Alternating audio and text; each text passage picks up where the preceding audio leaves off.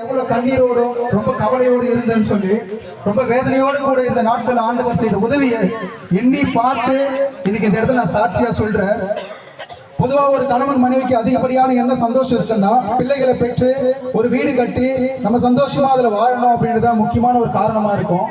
அப்படி நாங்க எங்க ஊர்ல ஒரு அழகான வீடு கட்டும்போது ஒரு 30 வருஷத்துக்கு முன்னாடி கட்டணும், 30-35 வருஷத்துக்கு முன்னாடி அப்ப கட்டும்போது எங்க ஊர்ல அதுதான் ஒரு நல்ல பார்க்க ஒரு நல்ல வீடா இருந்துச்சு. குடிசை வீடா இருக்கும் மற்றது எல்லாமே.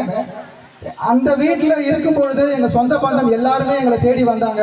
ஆனா இப்போ எங்களை யாருமே இன்னைக்கு எங்களை பாக்குறது கிடையாது, வர்றது கிடையாது. காரணம் எங்களோட வசதி வாய்ப்புகள் எல்லாமே போயிடுச்சு. எங்க அப்பா மரித்து வீடு கட்டின கொஞ்ச நாள்லயே அப்பா மரித்து போயிட்டாரு. அப்பா இறந்து போனதும் எல்லாரும் சொல்ல ஆரம்பிச்சாங்க, உங்க வீட்டுல சூனி வச்சிருக்காங்க, செய்வினை வச்சிருக்காங்க, இந்த வீட்டுல ஆம்பளைங்களே வாழ மாட்டாங்க அப்படின்லாம் சொல்ல ஆரம்பிச்சிட்டாங்க. சோ நாங்க இந்த சூனியம் செய்வனை இதெல்லாம் நம்பிக்கை கிடையாது, அப்படிலாம் இருக்காதுன்னு சொல்லிட்டு ரொம்ப அசால்ட்டா நாங்க இருந்தோம். ஆனா கொஞ்ச நாள்ல எங்க அண்ணனுக்கு உடம்பு சரியில்லாம ஆயிடுச்சு.